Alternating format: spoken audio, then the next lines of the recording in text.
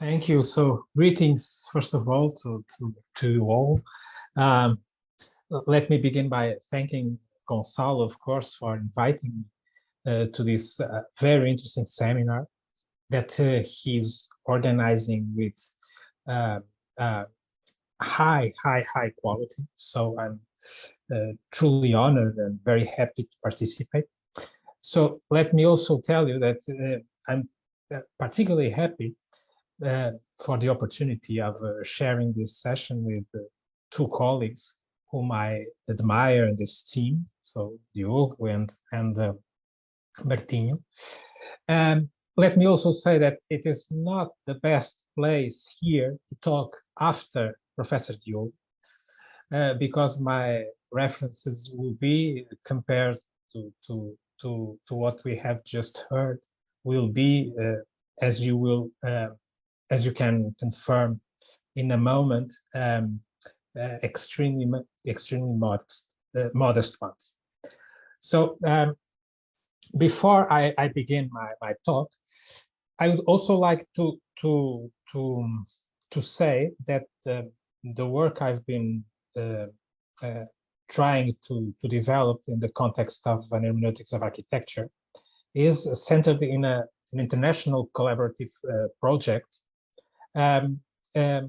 We have our web page, the page of the project is in the International Institute for Hermeneutics web page. That I would like to share with you the name of that project and also the link. So just to invite you to visit our project, it's coordinated by me, by myself and Professor Wyszynski, Andrew Wyszynski, from Warsaw University, that you all know for sure. And so let me share with you here in the chat this this reference, because perhaps perhaps it could be interesting for you to visit the chat. Okay. So now the talk. Gonçalo already presented the title. What I will be trying to do here is that, as I was telling you, a very modest attempt to make an hermeneutic exercise around the idea, the hermeneutic idea of a house, and I will and I will try to argue, better still, I will try to organize my talk implicitly around the connections between interiority and exteriority. And my main argument will be this one. From an hermeneutic point of view, a house can be understood as a rhythm, Okay, so, and a rhythm that makes my own body, makes the body to reverberate in a way. So let me try to do this by just pointing out three very modest topics. First of all, my starting point. My starting point will be a very general one. So I will start with a question. How does an architect start to project a house? I would argue the following. The architect starts from a general prior idea of what a house is. This is an evidence, of course. He is not creating the idea of a house in the moment he is trying to project the house. So he must somehow possess already some kind of thing that he thinks is a house.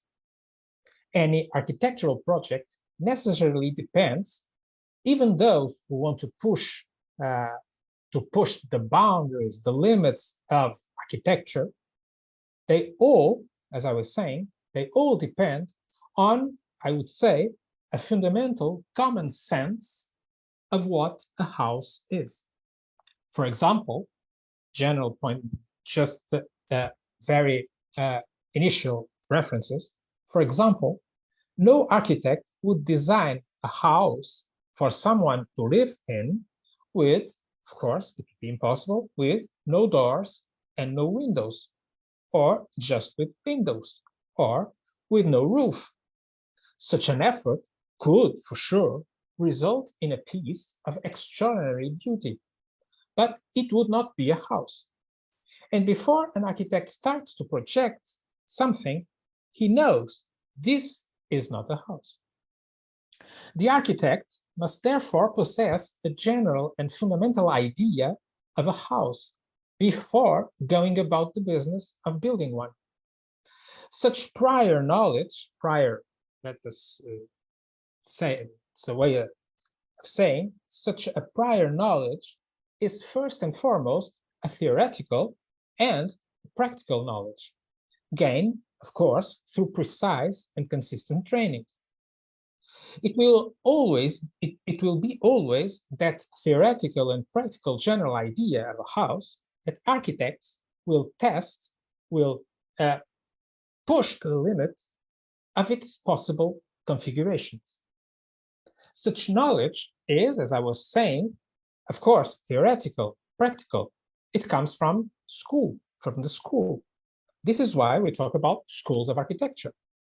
And yet, what is more interesting still is that such idea, in my view, and in most cases, is not necessarily an explicit idea, at least not in the way philosophy understands an explicit reflection, a specific way of thinking.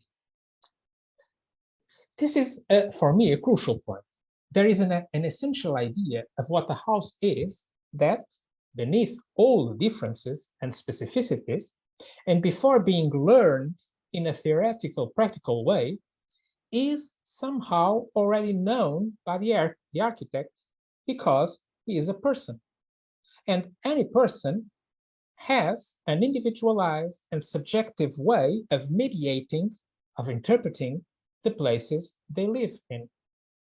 By subjective, I don't mean here any kind of simplistic relativism, nor the superficial and simplistic opinions and feelings that nowadays everybody seems to have about the houses.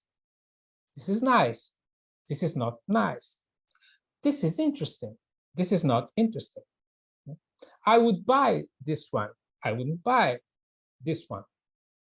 On the contrary, when I talk about a subjective prior idea or horizon of what a house is, what I'm trying to point out is that we all somehow know what a house is. But the question now is, what exactly are we what exactly are we thinking of when we subjectively think about what a house is? What does this correspond to? Second point, let us try to, seize such a hermeneutic horizon. There is a first unsettling anthropological fact that we must include in our reflexive or subjective prior knowledge of what a house is. And that unsettling anthropological fact is the following one. Human beings housed their dead before they housed themselves.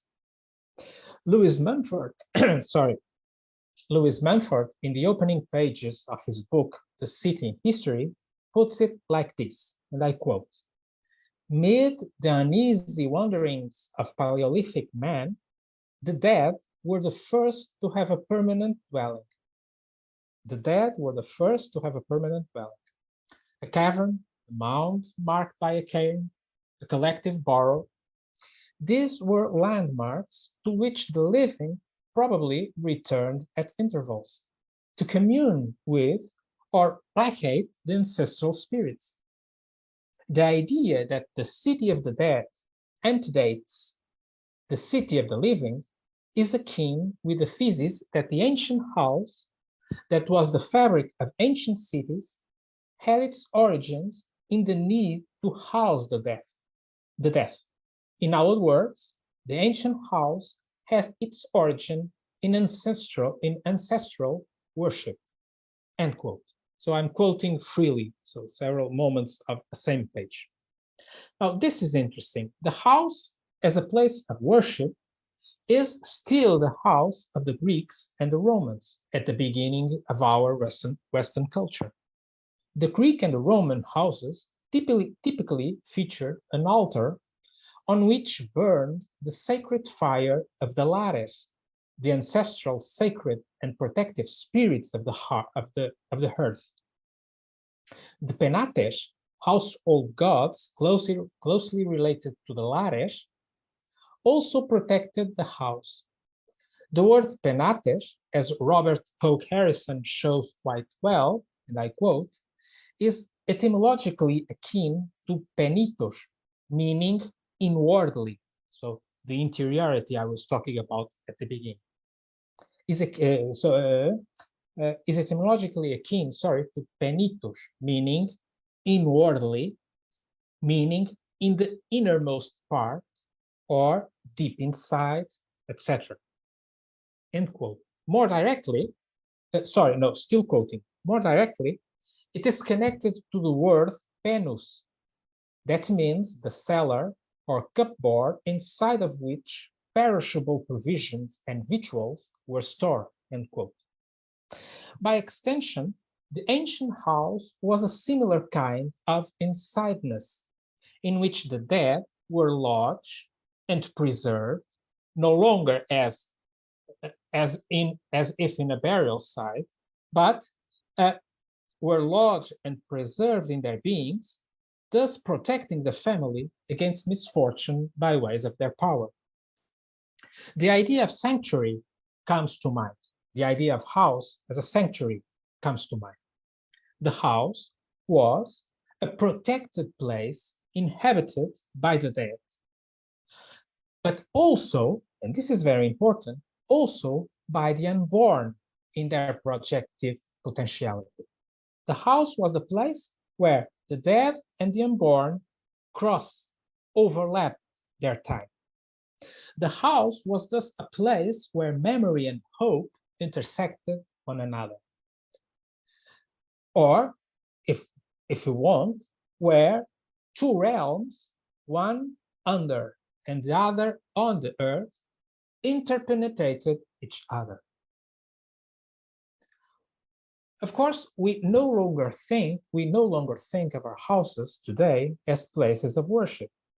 But thinking about those sacred flames, I noted that the Portuguese word for fireplace is lareira, a word that keeps in its core the Portuguese word for home, lar. The word lar makes us think about the lares, the spirits of the house. But even more interesting is that the lar that gives lareira, the Portuguese word for fireplace, his most primitive meaning is, in Portuguese, both the ground or the stone upon which the fire is lightened to prepare food. And also, then the word used to say the inside of an oven where the bread is laid. Juggling with all these words, we could then say that house is something built, is something where the spirits of the past and the spirits of the unborn inhabit, where time overlaps, all the dimensions of time are overlapped, and also that the house as an insideness is built around a fireplace. The lar, where we cook. So the insideness of the house is beginning to take shape. And so every house is built around a fireplace, even if that fireplace is an imagined fireplace. Well, perhaps it can be TV. Perhaps the TV is the new fireplace. But the essential aspect remains. In this sense, we could say that the house is a place to celebrate, is also a place to celebrate food, to celebrate hospitality, to celebrate getting together with others, to reunite with the family, with friendships. It is a place of joy, of communion, of memory, of past and future. Around the lar, the fireplace stone, and around the table, we celebrate those who are no longer with us. And we will also welcome the newborns, the new members of the family. This is why the objects we lay on the table in special occasions are, to some extent, ceremonial. We age with them, we pass them on to the new generations, and we cherish them as they help tell the story of our lives. In this sense, and this is a main crucial thesis, in this sense, what we think about when we think about the house is perhaps the fact that the house is a fundamental character of a specific narrative, a spatial narrative that, in a way, stands as the possibility itself for human time to take place. So, Gonzalo, if I'm passing the time, please tell me, because I'm focusing on the text. It's okay. No, you're fine. You still have almost 15 minutes. Okay. Oh, okay. I will need only 10. So perfect. Third moment of my paper. We still want our houses today to keep the ancient sense of an insight. So what I'm trying to say is that we no longer see our houses as places of worship, but houses are ceremonial places. They continue to be, by definition. Even if only by this example of inviting friends to sit around the table. So now a new moment. And of course, we still want our houses to be organized around the fireplace. Okay? This is particularly evident in several moments, because the fireplace is the stone. It's also the stone where we cook. So the table is a development of the fireplace. So to join around the table is to join around the ladder. It's to make lar, is to make the home, so and so on. So this is what I'm trying to, what I'm trying to think hermeneutically. So we still want our houses today to keep the ancient sense of an inside, of an indwelling, of an inn that is a kind of durable resting place. But this does not mean that we, as living, dynamic, bodily beings in the world, want to live in a tomb. In fact, strangely enough, we want our houses to be protective, in orderly, and at the same time, nowadays, open. The house must be, therefore, an inside, but, this is the second aspect, but it must remain at the same time a passage to the outside.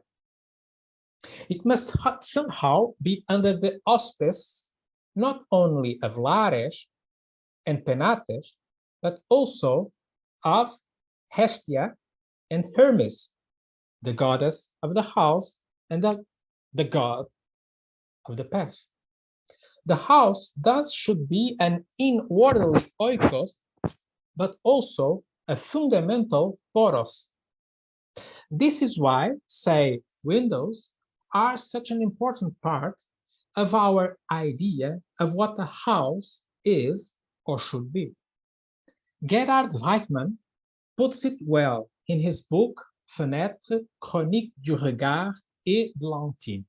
I quote, "The window is not just a motive, ornamental and interesting. The window encompasses the architecture of the world," end quote. And I add, as it expresses the porous frontier that allows the communication, I would say the communion, between the interior and the exterior, between heterogeneous regions of space, above and beneath, the region of a protected familiar space, and the region of an unhuman, unhistorical, unsettling, but always appealing elements of nature. Because the house is also this, is something I think of as an inside surrounded by a fundamental, dramatic outside.